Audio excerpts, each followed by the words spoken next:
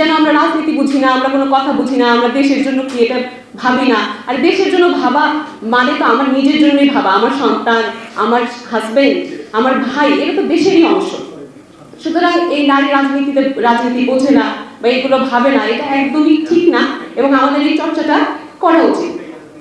তো যেটা হয়েছে, আমরা হচ্ছে যে ভাবে আমরা আন্দোলনে অংশগ্রহণ করেছিলাম, আমাদের যে উদ্দেশ্য ছিল, আমাদের মধ্যে কিন্তু সুন্দর একটা বৈষম্যহীন বাংলাদেশের ছবি আমরা এঁকেছি, নারীও এঁকেছে, পুরুষও এঁকেছে, আমরা এঁকেছি। তো সেই বৈষম্যহীন সমাজে আমরা কি চাই? যেমন আমি চাই যে আমার এক বান্ধবী খুবই ব্রিলিয়েন্ট, তার চাকরি হচ্ছে না, যোগ্যতা সত্ত্বেও তার চাকরি হচ্ছে না, কারণ সে আপাত মস্তক পর্দানশীল, সে হিজাবে থাকা। আবার আমার আরেক বান্ধবী আছে যে গান গায়, গিটার নিয়ে ঘুরে বেড়ায়, সেও কটূক্তির শিকার হচ্ছে, সেও বাংলাদেশের সমাজে খুব ভালোভাবে বাস করতে পারছে না। আমি চাই, আমি যে বৈষম্যহীন বাংলাদেশের স্বপ্ন দেখি, আমি চাই যে এই মেরুকরণটা থাকবে না, সব মেয়েরা একই কাতারে থাকবে, পোশাকের জন্য কোনো মেয়েকে উঁচু নিচু হতে হবে না। এটা আমার বাংলাদেশের একটা স্বপ্ন। আরেকটা স্বপ্ন এরকম যে আইনের শাসন থাকবে, আমি একটা অন্যায় করলে সেটার বিচার পাবো।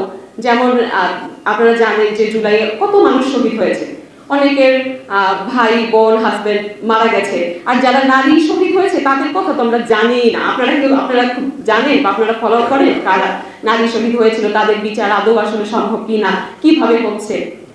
তো এইটা আমার একটা বাংলাদেশের স্বপ্ন।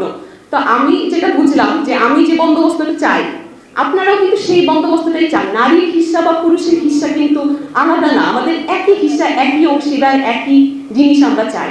কিন্তু তারপরও এই প্ল্যাটফর্মটা বা এই নারী সেলটা তৈরির কারণ যেটা আমার মনে হয়েছে যে এত প্রতিযোগিতা, এত কিছু ঠেলে আমি যে সুন্দর বাংলাদেশের স্বপ্ন দেখি, সেটা আমি কিভাবে আপনাদের কাছে প্রকাশ করব, কিভাবে আমার অ্যাক্সেসটা কোথায়।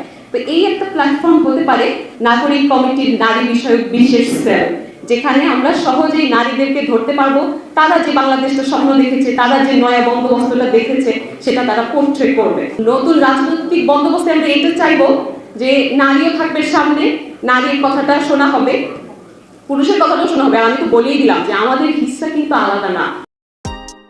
Subscribe to my channel.